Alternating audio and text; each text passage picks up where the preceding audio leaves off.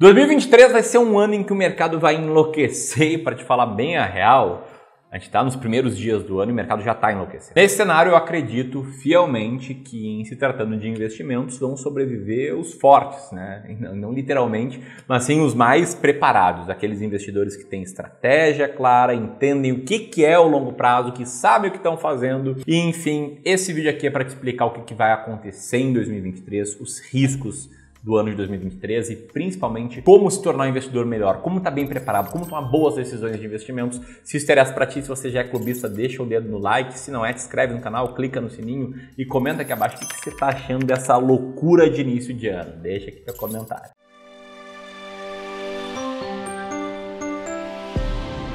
Quando eu estava fazendo o roteiro desse vídeo, eu fiz um brainstorming. Sabe o que eu fiz, Gleison?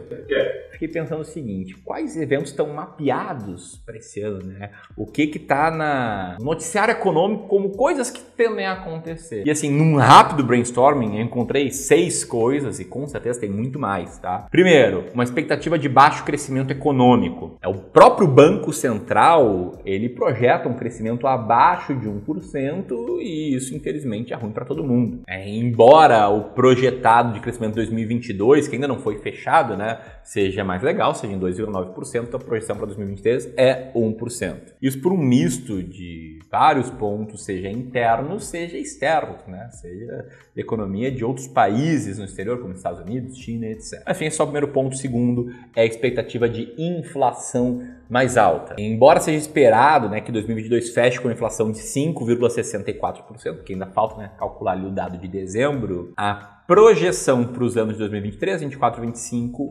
foi alterada, né, atualizada para cima. Aliás, isso não foi uma questão da primeira semana do ano, e sim das duas últimas do ano passado, mais da primeira desse ano, ou seja, já é a terceira semana seguida em que o mercado espera uma inflação mais alta para 2023. Bom, outro ponto que já tem gente esperando é um aumento na taxa Selic. Isso mesmo, taxa Selic que saiu de 2% para 13,75% e aí se manteve, né, nas últimas decisões do Copom. Já tem gente que espera que ela vá crescer nesse ano. Mais uma coisa que está no radar é a reforma tributária, né, que segundo o novo ministro da Fazenda vai ficar para abril desse ano. Né? Eu acho que chamam de reforma, mas na verdade é um aumento de imposto. A própria proposta que rolava ali no governo Bolsonaro prevê aumentar um monte a arrecadação. É uma reforma, né? É aumento de imposto, com algumas mudanças. Enfim, a gente não sabe o que está por vir, mas sabe que tem algo por vir. Eu torço muito para que não aumente tanto os impostos, para que simplifique, principalmente, né, o sistema tributário, que é uma nhaca, né? Uma teia, é extremamente complexo. É um dos países com o sistema tributário mais complexo do mundo. E como não apenas de desgraças internas a gente vive, tem também a questão do Covid na China, né? Que ninguém sabe direito quais são os números reais. A gente sabe muito bem que a China, por ser uma ditadura, ali traz dados totalmente fora da realidade, mas o fato é, tem muita incerteza sobre o retorno das atividades econômicas na China e sobre o quanto o Covid lá agora, né, não está pegando fogo e causando uma série de impactos negativos, tanto na saúde pública quanto na economia. Isso sem contar o último ponto, que é a loucura da política. Né? E para citar um exemplo assim, dessa primeira semana do ano, que é quando eu estou gravando esse vídeo,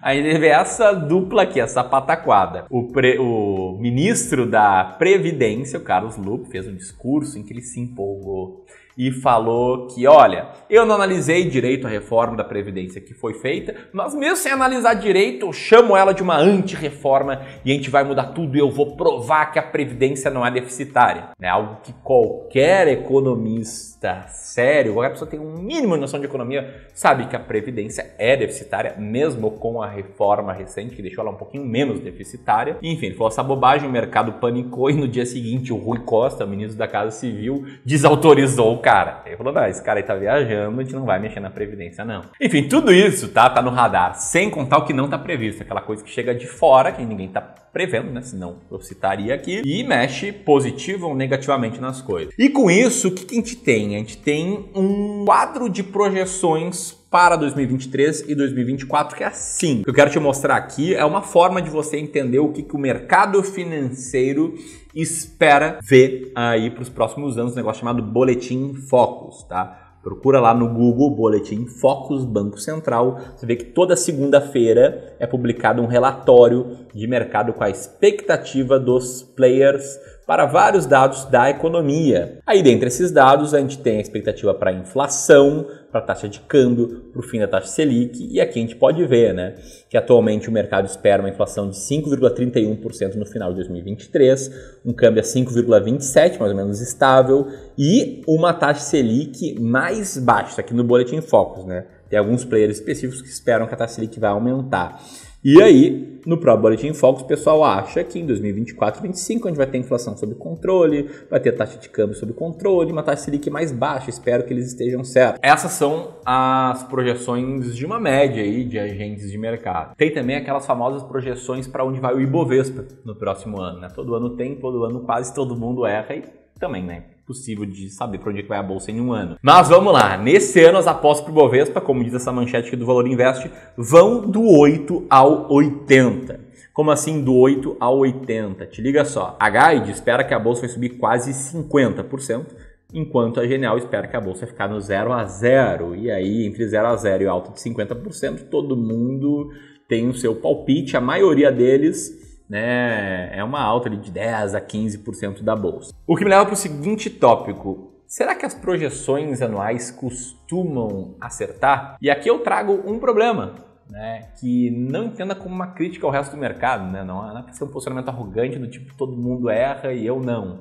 É algo que eu acredito que acontece comigo também, que é a incapacidade total do ser humano de fazer projeções de curto prazo, em especial quando essas projeções são sobre pontos como câmbio, inflação, bolsa de valores, que são variáveis que são afetadas por milhões de outras variáveis. A projeção que eu faço, que eu me sinto bem em fazer, é olha, que em 30 anos a bolsa vai ser um bom investimento. Tá? Isso eu acho que realmente tende a acontecer e tem vários dados aí históricos que me provam isso.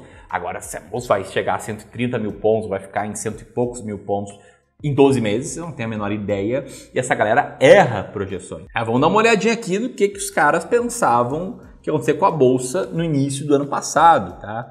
A galera toda aqui projetava uma alta na faixa de 19, 20 e poucos %, e quem era mais pessimista, o Goldman Sachs, projetava uma alta de 10%. E se a gente voltar 2 anos no tempo, pegar o próprio Boletim Focus que eu te mostrei, esse aqui é o relatório da primeira semana do ano de 2021, veja só como a galera achava que o IPCA ia ficar controladinho em 2022, que a taxa Selic acabaria o ano em 4,75%, que o dólar estaria em 4,9%, enfim, todo mundo errou todas as projeções que eu te mostrei. Tanto é que a Bolsa de Valores fechou o ano com uma alta de menos de 5%, né, isso aqui falando do ano de 2022, que foi abaixo da inflação, que fechou o ano de 2022, ou tende a fechar, né, ali entre 5,8%, 5,7%, mais ou menos isso, tá? Também está em 5,9%, e ficou atrás até mesmo do que a caderneta de poupança. E aí é osso, né? O cara vai lá na ceia de Natal e fala, eu sou investidor de longo prazo, tô ali, né, formando meu patrimônio. Ele conversa com aquele tio-avô, aquele tio que fala, meu dinheiro fica tudo na poupança, gente, sempre um pouco. E o tio ganhou mais dinheiro nesse ano. Acontece, óbvio, né? A gente está comparando aqui renda variável com renda fixa, não é uma comparação tão justa de ser feita no curto prazo. Mas o grande ponto aqui é que num ano, 2022, que todo mundo errou as projeções, elas foram piores do que todo mundo esperava, com uma perspectiva de crescimento de PIB menor para 2023, com todos os 6 assuntos que eu te comentei, o que acontece? Acontece que um clima de negatividade toma conta da parada e a gente vê projeções assim, né? Não vai ter investimento estrangeiro, o juros vai subir, a bolsa vai ficar parada, diz o CEO da Genial para 2023. É claro, ele tem seus motivos para justificar isso, ele tem mais anos de mercado do que eu, por exemplo, mas a gente vê muitas dessas projeções pessimistas tomarem conta. São essas projeções pessimistas, a falta de paciência dos investidores com 3 anos de resultados bem ruins, né, mais ou menos assim, de bolsa, e um monte de notícia ruim no ar, que criam essa incerteza, que faz com que isso aqui aconteça. Tá? Esse aqui é um gráfico do índice de preço por lucro da Bolsa de Valores e a interpretação que quanto menor, mais barata está a Bolsa. Você pode ver que desde o início de 2022 até até agora, a bolsa está com preço por lucro muito, mas muito baixo. Abaixo de 5 vezes. Em toda essa série aqui, a bolsa nunca ficou tanto tempo com preço por lucro tão baixo quanto atualmente. E ele só esteve baixo em grandes crises, como a crise que se causou quando Lula foi eleito em 2002, como a crise do subprime em 2008 e como a crise do Covid, que nem ficou tão baixo, né, mas caiu rápido ali no início de 2020. Mas que eu respeite os economistas que têm projeções muito ruins, eu acredito que muito disso já está precificado. E o que a gente está vivendo é um famoso momento de livro de investimento em ações. Todos os livros que eu leio sobre investimento em valor, sobre investimento por longo prazo, sobre seleção de ações, falam que, olha, condições estão baratas, é quando o pessimismo está no ar, as notícias são ruins, parece que o mundo vai acabar. Eu demorei muito para ver na prática um exemplo disso na vida real. Eu vi o primeiro exemplo ali em 2015, 2016, quando o Brasil estava muito mal numa crise interna, e estou vendo o segundo agora. Então eu vejo que hoje a bolsa, para mim, está muito, mas muito barata. Não à toa, nos dias 24 e 25 de janeiro, eu vou fazer um evento aqui no YouTube gratuito para quem estiver inscrito, em que eu vou te mostrar como chegar nas 20 ações mais baratas da bolsa e aproveitar esse momento de mola comprimida de bolsa barata para começar a investir em ações por longo prazo ou para começar a investir em ações com uma estratégia clara e vencedora. Teve esse histórico aqui de resultado, colocando aí na tela a carteira do nosso cliente mais antigo, né, que está aí conosco há 6 anos, e a carteira de ações dele cresceu muito mais do que o Ibovespa nesse período. E nesses 2 dias eu vou te mostrar essa estratégia para você chegar numa lista de 20 ações baratas. Ao final desse evento, que é gratuito, eu vou abrir as vagas aí sim. Meu curso pago, Descomplicando o Mercado de Ações, muitos clubistas aqui conhecem. O botão para inscrição no evento gratuito está aqui embaixo, no comentário fixado e também na descrição do vídeo, beleza? Vai ali, garantido sua participação. Enquanto isso, eu vou te contar o que é certo que vai acontecer. A única coisa que eu acho que é certa que vai acontecer é um ano de volatilidade, tá? Esse aqui é o gráfico de volatilidade histórica do Ibovespa. Quanto mais alto, mais zigue-zague a bolsa faz. Você pode ver que a gente está no momento um pouco acima aí de volatilidade. A bolsa tendo mais zigue-zague, ou seja, tem mais dias em que ela cai bastante, mais dias em que ela sobe bastante. Tenho certeza também que algumas ações vão despencar, né? Todo ano tem ações que despencam. Aqui tem algum exemplo, né, das 10 que mais caíram em 2022. Aliás, né, você tem alguma delas, eu sei que muita gente que me acompanha aqui tem ações do IRB.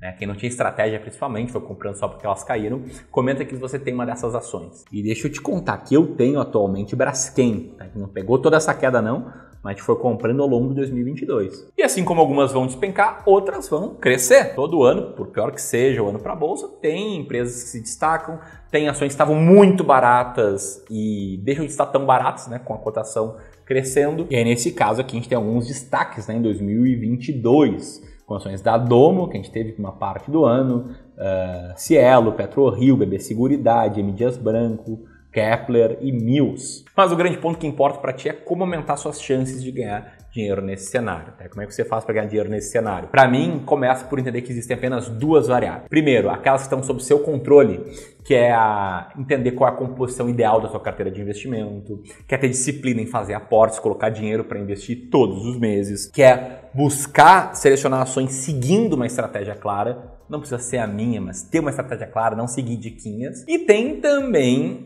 as variáveis que estão fora do seu controle, como tentar acertar qual vai ser a inflação do ano que vem. Te mostrei aqui que todo mundo erra. Como tentar saber quais vão ser exatamente as ações que mais vão subir. Isso é o imponderável. Como tentar também saber exatamente como as decisões dos políticos vão impactar o curto prazo do mercado, ou tentar entender o quanto disso já estava precificado ou não estava. Cara, não tem como fazer isso e acertar consistentemente. A melhor forma que eu conheço, para mim, de você ganhar dinheiro no mercado é seguir uma estratégia clara. E não só de seleção de ações, seleção de fundos imobiliários também, de composição da sua carteira também, é o que a gente faz aqui com os nossos clientes no Clube do Valor. Enfim, eu entendo que o cara que tem estratégia, ele sabe o que fazer, ele consegue virar a chave para pensar no longo prazo. E o cara que não tem estratégia, aí ele vira o famoso compra na alta, vende na baixa. É o cara, por exemplo, que vai agora migrar tudo para renda fixa, justamente com a taxa Selic no topo ou perto do topo, e vai acabar perdendo o movimento de alta em renda variável, que costuma acontecer, não é uma garantia, quando a taxa Selic cai. E aí eu estou no mercado há tempo suficiente, trabalhando com educação financeira há tempo suficiente para saber que é muito difícil de segurar investidores que estão tendo 2, 3 anos de retorno ruim a migrarem para a renda fixa. Tem muita gente que migra mesmo e por isso que muita gente, infelizmente, perde dinheiro no longo prazo. Porque são poucos que estudam como você está estudando, que assistem um vídeo como esse até o final, conseguem virar a chave para pensar no longo prazo e para ter uma carteira de investimentos formada por ações baratas, bem diversificada, também com renda fixa e seguindo a famosa estratégia de rebalanceamento, que é o que a gente faz aqui no Clube do Valor. Que é a resposta para a pergunta, o que a gente está fazendo? O que a gente está fazendo é o seguinte, a gente pega cada cliente nosso, entende qual a alocação ideal desses clientes, né? Isso é o primeiro passo, a gente faz isso aqui com qualquer cliente que chega, a gente monta uma carteira seguindo a alocação ideal, nesse exemplo aqui 40% renda fixa, 60% renda variável. Quando a carteira mexe, como nesse segundo exemplo aqui, né, o gráfico alocação nova, a gente usa novos aportes para comprar aquilo que estava com peso inferior ao alvo. Simples assim. A gente garante que a gente vai estar agindo independentemente das notícias, vai estar se aproveitando delas para comprar na baixa e vender na alta. Falando em comprar na baixa, hoje tem uma lista de ações que estão muito baratas e eu preparei um reporte especial mostrando essas ações e explicando, né, ali o básico da minha estratégia de seleção de ações, o básico daquilo que eu vou aprofundar nos dias 24 e 25. Se quiser ter acesso a esse reporte com 10 ações baratas, vou deixar o link aqui. E se você quiser saber a minha opinião sobre uma ação específica, sobre a Copel, entender como eu seleciono ações, aqui vai ter um link de um vídeo que eu postei recentemente sobre isso. Um grande abraço e até mais.